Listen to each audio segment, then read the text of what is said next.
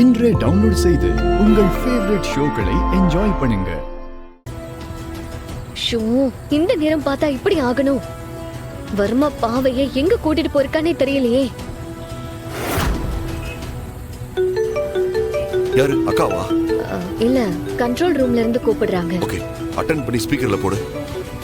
Hello madam, வர்மாவோட நம்பரை trace பண்ணியாச்சு. அப்படியா? எங்க காட்டுது?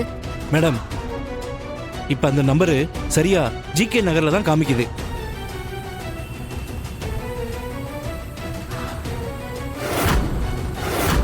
என்ன சொல்றீங்க? நாங்க இப்போ அந்த ரூட்ல தான் இருக்கோம். இங்க ஒரே டிராபிக்கா இருக்கு. அப்படின்னா இருங்க மேடம், உங்க நம்பரை வச்சு வர்மா எவ்வளவு தூரத்துல இருக்கான்னு பாக்குறேன்.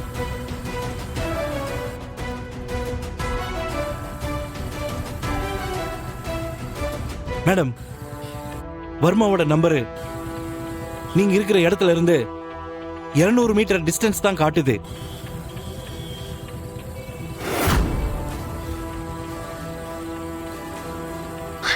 சிவா, இவ்ளோ ரஷ்ல நம்ம கண்டிப்பா பைக் எடுத்துட்டு போய் தேட முடியாது. வேற வழி இல்ல. வர்மா இங்க இருந்து போகிறதுக்குள்ள நாம அவனை புடிச்சு பாவைய காப்பாத்தி ஆகணும். வாங்க போலாம். மேடம், வர்மாவோட சிக்னல் கட் ஆயிடுச்சு மேடம். என்ன சொல்றீங்க? மேடம், மறுபடியும் சிக்னல் வந்து வந்து கட் ஆகுது மேடம். மேடம், இப்ப நீங்க இருக்கிற இடத்துல இருந்து 100 மீட்டர் டிஸ்டன்ஸ்ல தான் அந்த நம்பர் சுத்திக்கிட்டு இருக்கு மேடம்.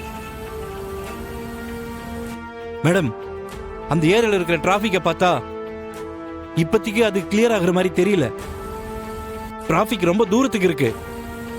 அதனால வர்மாவோட காரு அங்கிருந்து போறதுக்கு கண்டிப்பா டைம் ஆகும். நாம இந்த டைமை யூஸ் பண்ணிக்கிறதா மேடம் நமக்கு நல்லது. சரி, ஓகே.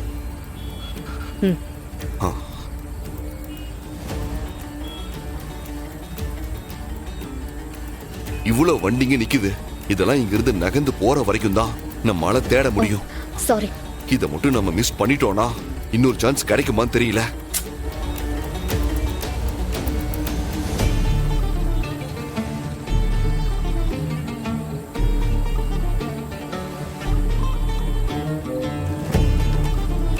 ப்ரோ, ஒரு பாப்பாவை பாத்தீங்களா? ஐலி, நம்ம இந்த மாதிரி தேடாம வேற ஏதாவது வழியில தேடினாதான் பாவையை கண்டுபிடிக்க முடியும். நானும் அதுதான் யோசிக்கிறேன். நம்ம 2 பேரால மட்டும் கண்டிப்பா எல்லா வண்டியும் பார்க்க முடியாது.